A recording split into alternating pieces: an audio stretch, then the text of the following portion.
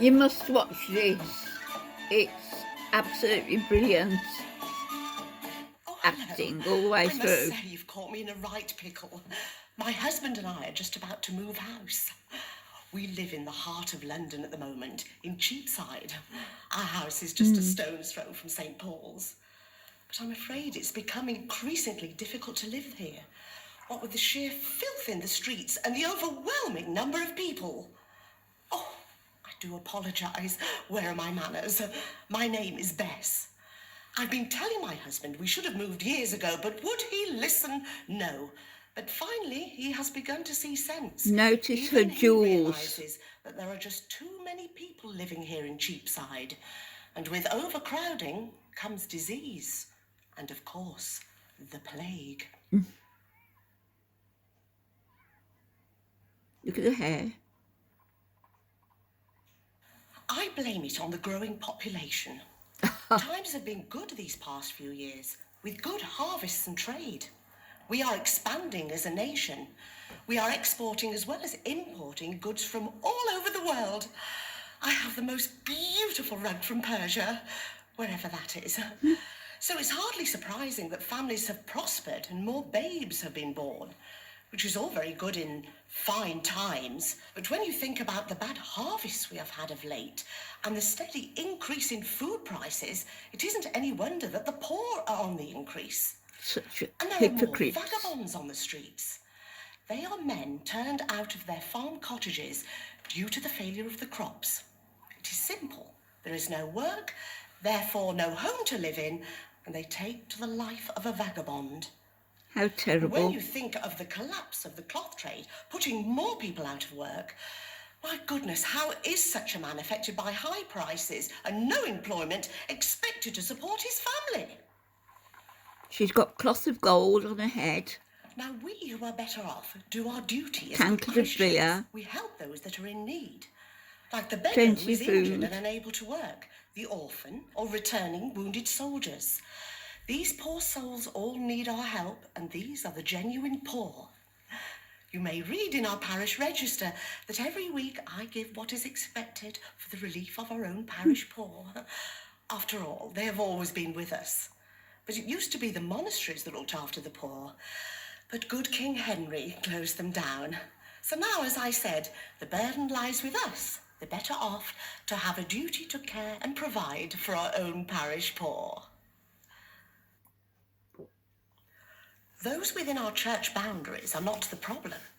The problem I have is that many of these so-called beggars are not even from London. Well, they haven't even got a licence to beg. Oh yes, you must have a licence to beg. But many of these so-called beggars are just vagabonds.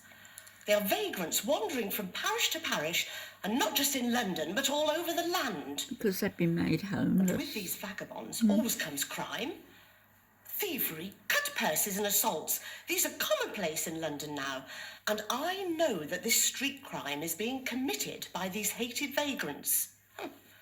Many of them profess to be ill or unable to work, but they're all lying. Well, you could tell by just looking at them. They're idle drunkards who consume all and then riot and beg. In my opinion, all unlicensed beggars and vagabonds should be dealt with harshly, sent back to their own parishes so as not to be a burden on others. Oh, she's angry. Mind you, for what it's worth, there are poor laws supposedly introduced for the punishment of vagabonds and for the relief of the poor and helpless. The Justice of the Peace registers all poor, aged and helpless people within their district, rehomes them at the cost of other residents. Even if you have lived in the district for more than 3 years, you may register for assistance. But despite this law, the system just isn't working.